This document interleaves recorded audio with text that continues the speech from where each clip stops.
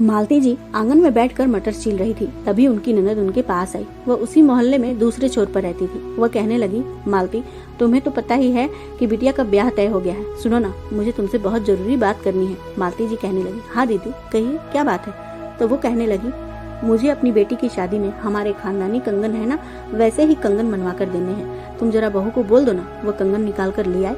मालती जी ने अपनी बहू से कहा, बहू जरा यहाँ तो आना। वृंदा भीतर से ही बोली, मम्मी जी मैं मुन्ने को सुला रही हूँ, थोड़ी देर में आती हूँ। वृंदा के इतना कहते ही मालती जी भुनभुनाने लगी कि जब देखो तब बच्चे को सुलाने के बहाने बिस्तर पर ही पड़ी रहती है। एक तो मैं गरीब घर की लड़की को बहू बना कर ले आई, ऊपर से इसके नखरे तो खत्म ही नहीं होते हैं। मेरे बेटे ने ही इसे सिर पर चढ़ा कर रखा हुआ है, वरना इसका दिमाग इतना खराब नहीं होता।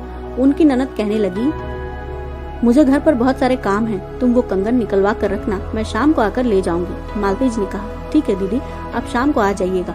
उनकी ननद अपने घर चली गई तो थोड़ी देर के बाद वृंदा बाहर आई और कहने लगी, जी मम्मी जी कहिए, आप कुछ कह रही थी। मालती जी कहने लगी, हाँ तो मिल गई तुम्हें फुर्सत, चलो जाओ जरा हमारे खानदानी कंगन निकाल कर ले आओ, कुछ काम है। खानदानी कंगन का नाम सुनते ही वृंदा के चेहरे का रंग बदलने लगा। मालती जी ने छिले हुए मटर उसकी ओर बढ़ाते हुए कहा, और लो ये मटर रखो, दोपहर में आलू मटर की सब्जी बना लेना। वृंदा जैसे कहीं खोसी गई थी। उसने तो मटर लेने के लिए भी हाथ आगे नहीं बढ़ाया। मालती जी उसे फटकारते हुए बोली, अब किस सोच में गुम हो गई, ये मटर पकड़ती क्यों नहीं, और जाओ जल्दी से वो कंगन निकालो। वृंदा चुपचाप मटर लेकर रसोई में चली गई और दोपहर का खाना बनाने की तैयारी करने लगी। उसे समझ नहीं आ रहा था कि कंगन के बारे में वो अपनी सास को क्या जवाब दे। खैर उसने जल्दी जल्दी खाना बनाया और फिर जब दोनों सास बहू ने खाना खा लिया तो वह बरामदे की साफ सफाई करने में जुट गई।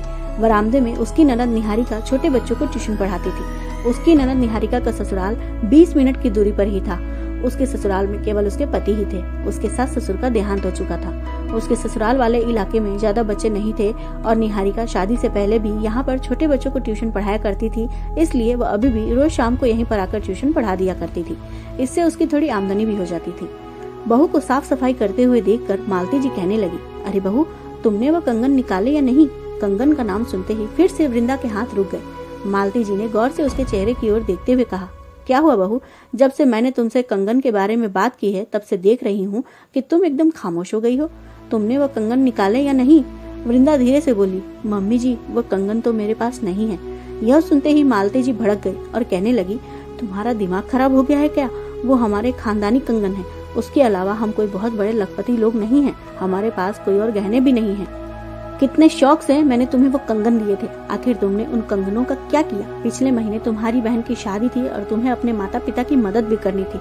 उस समय मैंने मना कर दिया था कि हमारे पास रुपए नहीं है। तुम तो हो ही लालची, गरीब परिवार से आई हो ना, कहीं तुमने अपनी कंगाल बहन की शादी में रुपए लगाने के लिए हमारे खानदानी कंगन बेच तो नहीं दिए। जब बहू पर चोरी का आरोप लगा तो अचानक से उसे समझ नहीं आया कि वो क्या बोले, बस उसका सिर झुक गया था। उसे चुप देखकर मालती जी अनाप शनाप बोलते ही जा रही थी। आखिरकार जब वृंदा से यह सब सुना नहीं गया तो वह उठकर वहां से जाने लगी। तभी उसकी सास ने गुस्से में उसे रोकते हुए कहा, ये क्या महारानी की तरह उठकर चली जा रही हो, पहले मेरे सवालों का जवाब दो, आखिर वह कंगन गए कहाँ। अभी वृंदा कुछ बोल पाती इससे पहले ही निहारिका वहाँ पहुँच गई। अपनी माँ को इतने गुस्से में देखकर वह पूछ बैठी, क्या हुआ माँ, इतना गुस्सा क्यों कर रही हो। बेटी को देखते ही मालती जी चिल्लाते हुए कहने लगी, देख ले तेरी चहेती भाभी ने क्या किया है। तो बड़ा कहती थी कि भाभी बहुत अच्छी है, भाभी के साथ अच्छा व्यवहार करो, लेकिन यह किसी काम के लायक है ही नहीं।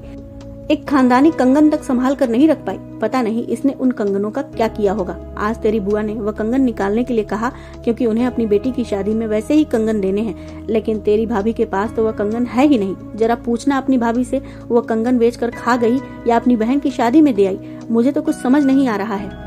इतना कहकर वो अपना सिर पकड़कर रोने लगी। उधर वृंदा की आंखों से भी आंसू बह रहे थे। अब निहारिका से रहा नहीं गया। वो अपनी माँ के पास आई और कहने लगी, माँ तुम भाभी को क्यों कोस रही हो, मुझे पता है कि वो कंगन कहाँ है। वृंदा बोल पड़ी, नहीं दीदी आप कुछ मत बताइए। मालती जी हैरानी से बोली, बेटी इसका मतलब तुझे पता था कि इसने वो कंगन चुराए हैं, तो तूने मुझे पहले क्यों नहीं बताया, जल्दी बता इसने उन कंगनों का क्या किया। निहारिका बोली, भाभी आज मुझे सच्चाई बताने से मत रोकिए, क्योंकि बात आपकी ईमानदारी पर आ गई है। और माँ आपको जानना है ना कि वह कंगन कहाँ है, तो सुनिए। बात दरअसल यह है कि मेरे पति काफी लंबे समय से बीमार चल रहे थे। साल भर पहले ही हमें पता चला कि उन्हें कैंसर हो गया है। हमारे पास महंगे इलाज के लिए रुपए नहीं थे। तब भाभी ने अपने मायके से आए हुए सारे गहने मेरे पति के इलाज के लिए बेच दिए। उनके पास केवल वह खानदानी कंगन ही बचे रह गए थे। अब आपको तो पता ही है कि हमारे घर की आर्थिक स्थिति भी ज्यादा अच्छी नहीं है, रुपयों का इंतजाम नहीं हो पा रहा था।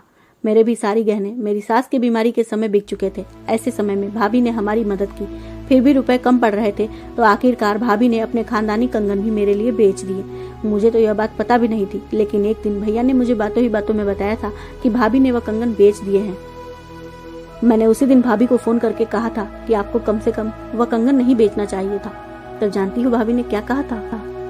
भाभी ने कहा था कि भविष्य में जब हमारा अच्छा समय आएगा तो कंगन तो मुझे और भी मिल जाएंगे, लेकिन फिलहाल आपके सुहाग से बढ़कर और क्या हो सकता है। मैं तो ऐसी भाभी पाकर धन्य हो गई हूँ जो निस्वार्थ भाव से मेरी इतनी मदद कर पाई, वरना बहुत से लोग तो रुपए पैसे होते हुए भी किसी की मदद नहीं करना चाहते हैं। इतना कहकर वो सिसकने लगी।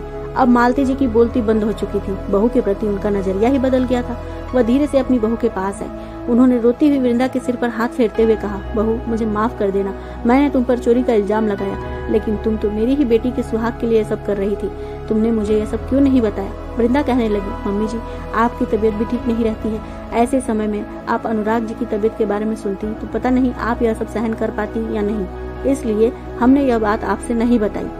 निहारिका कहने लगी, लेकिन माँ अब अनुराग पहले से काफी ठीक है, अब तो उनकी थेरेपी भी बंद हो चुकी है, बस कुछ दिन और दवाई लेनी है। यह सब कुछ भाभी के सहयोग के कारण ही संभव हो पाया है, वरना पता नहीं हम क्या करते।